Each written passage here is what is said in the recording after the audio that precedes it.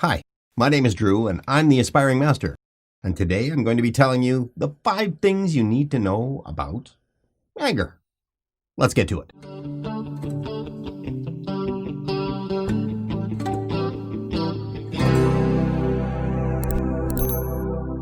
First off, let's define anger so we know what we're talking about.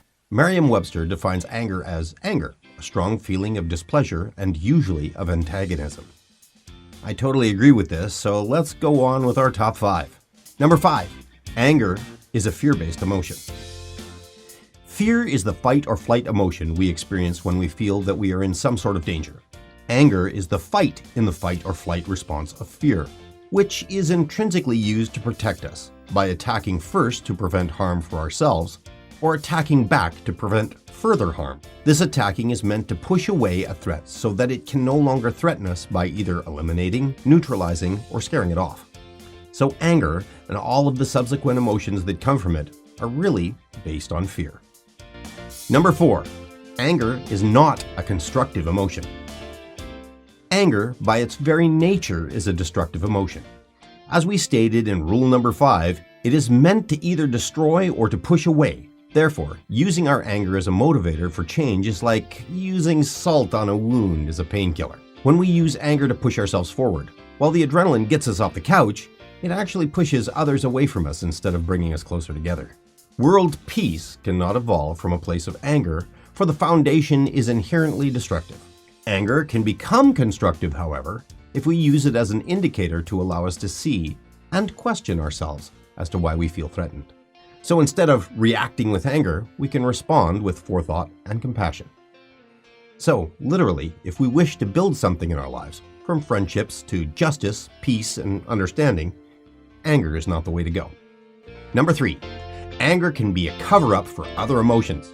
In my experience, anger can mask a few other emotions that society has labeled as weak emotions. Because our society has labeled attacking as a strength, anger is far more acceptable than we consider weak emotions. Sadness, fright, mourning, shame, and pain are all emotions that our society has depicted as signs of weakness when they're expressed. These are very human and natural emotions that we all have, and so must cover them up with something to prevent others from seeing us as weak. And anger is our go-to emotion for this.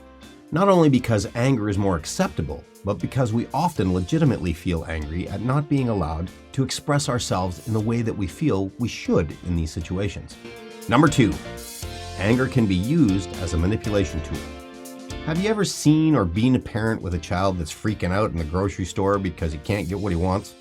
Well, what you're seeing is anger being used to manipulate a situation to gain an advantage. I know that when I was a child, that throwing a tantrum would eventually lead to me getting what I wanted.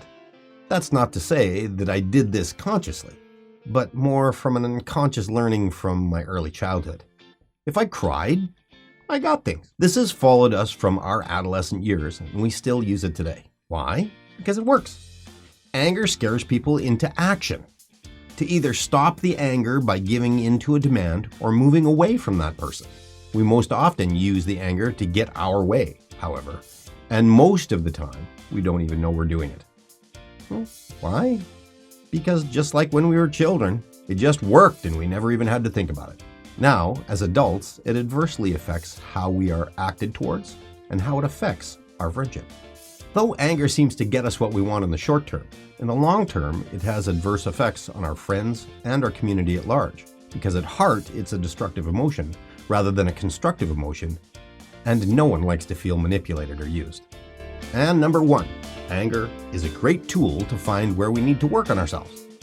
As I've stated before, anger is an expression of fear, and so when we are angry, we know that we are, on some level, afraid of something. It could be that we're afraid of losing something or someone in our lives, that we might be in a situation that can trigger pain, or we won't get what we want.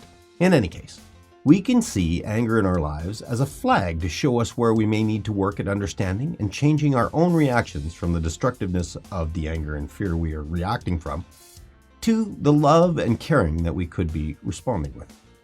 So anger, when seen as an indicator that we need to take a close look at what we're actually feeling, can be a very progressive and healing tool instead of the unconscious wrecking ball that we are using it for now.